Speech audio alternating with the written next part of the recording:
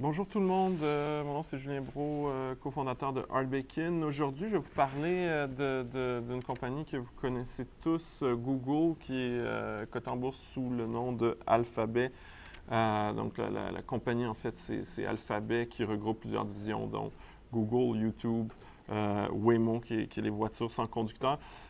Et c'est assez intéressant ce qui s'est passé au niveau de Google hier. Dans les résultats, ils ont battu en fait les prévisions des analystes en termes de profits déclarés par action.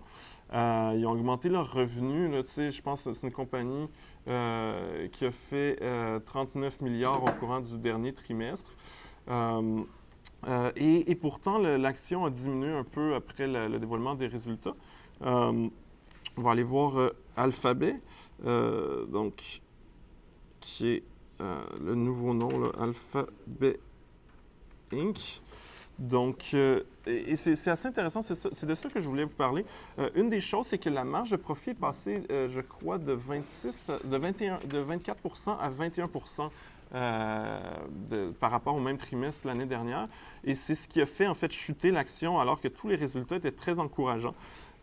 Et bon, la marge de profit, c'est très important. Ça veut dire que c'est la différence entre les coûts puis de produire le produit qu'on vend, puis le prix auquel on le vend. Mais dans le cas d'Alphabet, c'est pas que ça leur coûte cher de faire des impressions publicitaires sur leur site web. C'est vraiment que la compagnie investit de plus en plus en R&D. Si on parle des voitures sans conducteur, c'est un gouffre sans fond d'investissement. Donc, le budget là, qui est investi en R&D au courant du dernier trimestre seulement, c'est 6 milliards de dollars en R&D. Donc, ça représente une augmentation de 40 Et ça a l'air d'une bonne chose parce qu'une compagnie technologique doit innover. Le problème, c'est qu'historiquement, il n'y a aucune corrélation entre le rendement boursier et l'investissement en R&D, et ça même à long terme. C'est évident que quand on investit en R&D, on ne fait pas de plus de profit durant l'année en fonction des dollars qu'on a mis dans l'année courante, mais même des études ont été faites sur des entreprises sur des longues périodes. Et des compagnies, par exemple, comme Apple, qui traditionnellement investissait peu en R&D, avaient des retours exceptionnels, puis des compagnies comme Xerox, par exemple, ou même Microsoft, qui fait bien, ou qui a bien fait au courant des quelques dernières années, mais qui a toujours investi massivement en R&D, n'avait pas de rendement aussi spectaculaire que d'autres entreprises. Donc ça inquiète les investisseurs. Ensuite, mon opinion sur Google, c'est que ça reste une belle compagnie. Je trouve que c'est extraordinaire.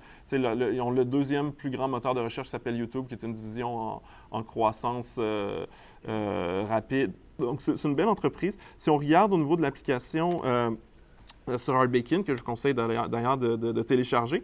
Le consensus des analystes, c'est un consensus qui est acheté, donc en anglais buy. Donc ça, c'est des données qui nous viennent de Thomson Reuters. Donc, prenez ça avec un grain de sel, mais ça indique que bon, les analystes sont encore, sont encore optimistes par rapport aux perspectives de Google / Alphabet. Il y a un ratio coût-bénéfice de 26 qui est relativement élevé, mais c'est quand même une belle entreprise. Donc, on paye un peu plus cher, mais on a quelque chose qui vaut quand même beaucoup. Donc, si on regarde au niveau des différents ratios, c'est quand même une entreprise qui a des beaux ratios, très rentables.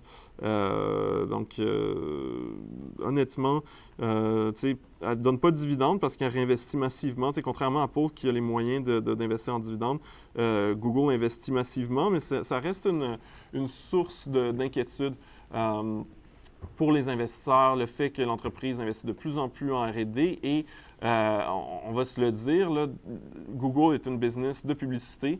Ils ont beau faire des ballons volants qui diffusent Internet.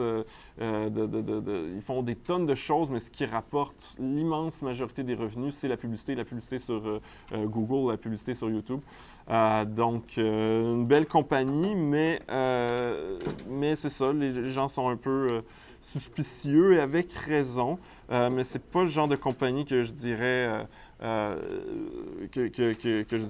c'est un mauvais investissement, mais ça reste à considérer quand on réfléchit à faire un investissement. Sur ce, je vous invite à télécharger Hard Bacon qui non seulement vous permet d'avoir l'information sur les actions comme Alphabet, mais permet d'analyser votre portefeuille en se connectant directement à votre compte de courtage. Si vous n'avez pas de compte de courtage, cliquez sur le lien hardbacon.ca/Desjardins puis profitez de notre offre. Vous allez pouvoir investir gratuitement en bourse avec notre application, notre cours en ligne. Donc, vous n'avez aucune raison de ne pas investir en bourse dès aujourd'hui. Cliquez là-dessus. Sinon, partagez ma vidéo. Merci.